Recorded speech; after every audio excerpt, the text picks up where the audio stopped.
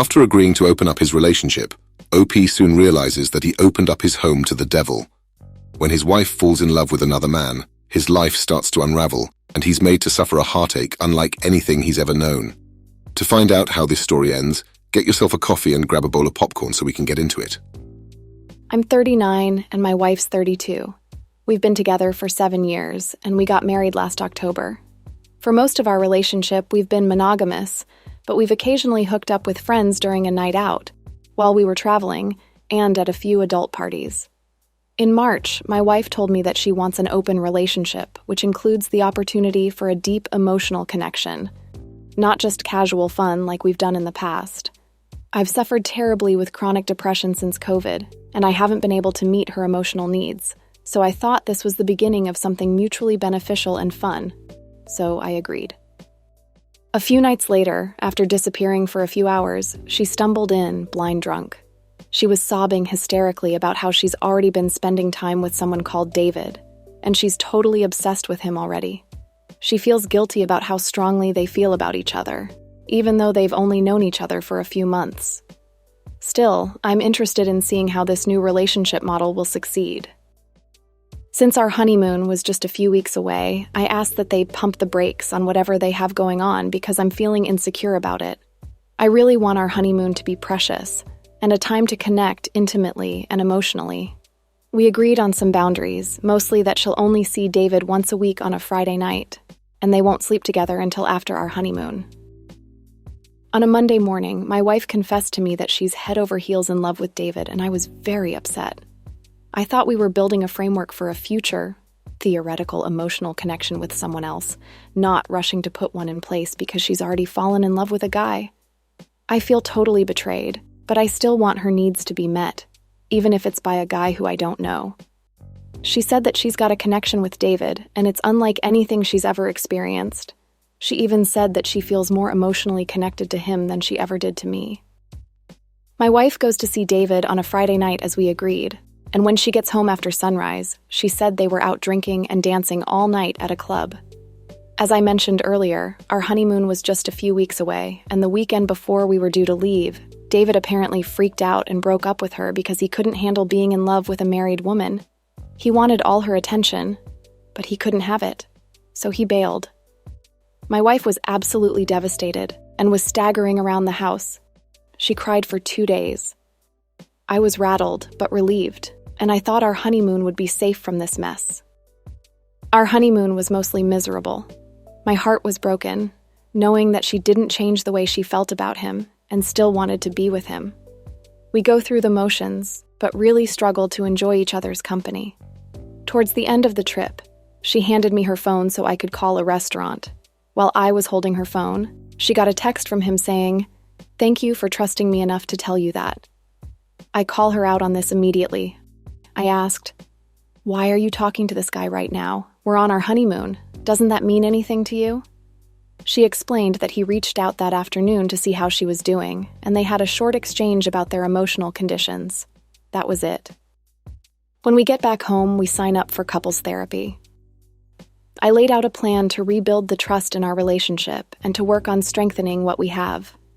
While we were in the middle of doing this, my wife said that she doesn't know if she wants to continue. She continued on, saying that she's not sure if she's in love with me anymore and that she's not physically or sexually attracted to me, and honestly, she just wants to run away from me. This was in early June, and she had plans to go on a 6-week road trip by herself in August. My wife said that until then, she's going to be emotionally unavailable to me because she can't keep dealing with the hurt she's caused me. Meanwhile, though, she won't be talking to or seeing David. Summer was brutal. I was completely heartbroken, and she felt terrible about everything. She had a tremendous amount of guilt and confusion, and didn't know what to do. I noticed that on Instagram she was following David and they were commenting on each other's posts. I confronted her about this, and she admitted that they were talking again. This was my first hint that she wasn't being completely honest with me about what was going on, so I got suspicious. 2 weeks before her road trip, she asked for a separation. She wrote me a long letter explaining why she has never been happy with me for the whole of the 7 years we were together, and that she married me for the wrong reasons. She wanted formal time apart to assess her feelings and any plans for the future. I took all this in stride with tremendous grace, patience, and understanding, so much so that my wife said my reaction and my measured and supportive behavior throughout the whole ordeal gave her pause. I felt a little encouraged, but I was still suspicious. The 2 weeks after she asked me for the separation, things were pretty awesome. We went on a few great dates, did a bit of dancing, did some volunteer work, and connected emotionally. We were having really fruitful and honest conversations about each other and our relationship, and it felt like things were finally going my way. I still wanted to be with her, as she stuck with me through my depression, so now I want to stick with her while she recovers from this period of emotional trauma, confusion, and pain. I wanted her to stay, and I wanted a fresh start. Just a few days before she left, my suspicions overwhelmed me, so I snooped on her phone. I immediately discovered that she's on Telegram, an app she used to message David. They were sleeping together when she said they weren't, and she was seeing him when she said she wasn't.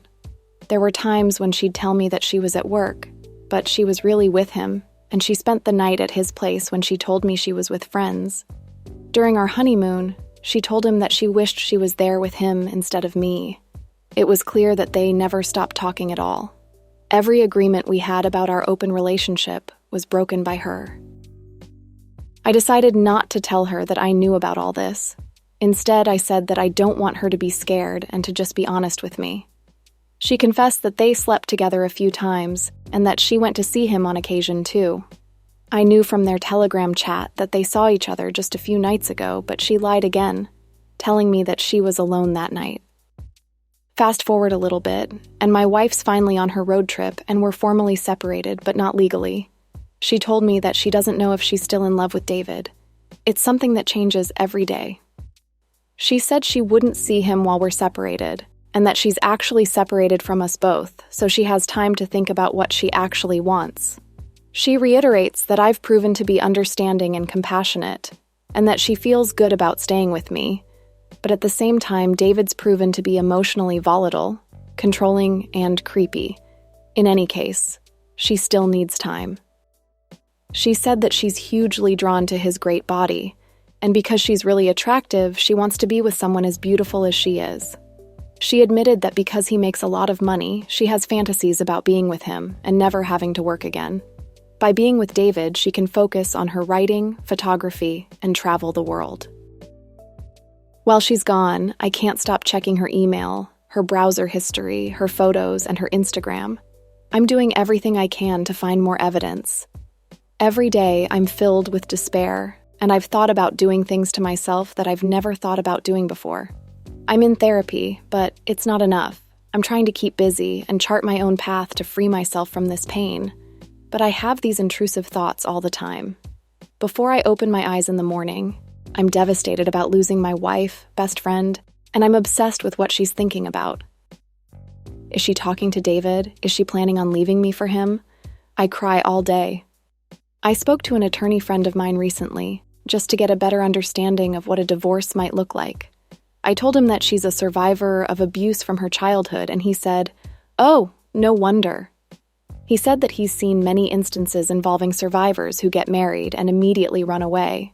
Because when they feel like they're bound to someone, even when it's someone they love and trust, they tend to push that person away because they associate them with their abuser, who in this case was her father.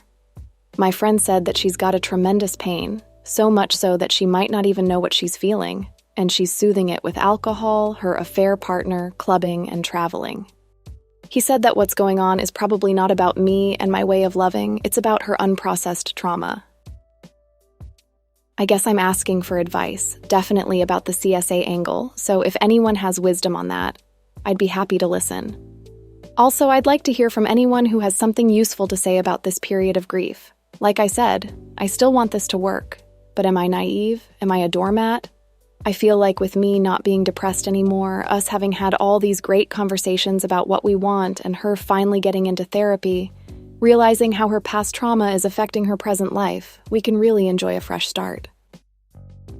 While open relationships work for some couples, I feel like most people will fail at it. Allowing your partner to have sex with someone else naturally comes with the risk of them developing feelings for this person, whether it's part of your agreement or not. I was shocked when OP said he was open to his wife having an emotional connection with someone she's sleeping with. How did he think this would end? I also think that OP should stop putting so much stock into what his wife tells him, as it's clear from this story that she's not opposed to lying. One of the last things OP said is that she's taking a break from both of them, but from OP's post, I don't have any reason to think that that's the truth. Also, being told by your partner she's never desired you as much as she desires this new person in her life is heartbreaking. Even if they do get back together, how can you honestly get past that? If it were me, every time I looked at my partner, I'd be questioning whether she really wants to be here, or is she just stuck with me? To add even more salt to the wound, she wished that she was on her honeymoon with David, not OP. Honestly, I don't know what to say, but let's check out the comments.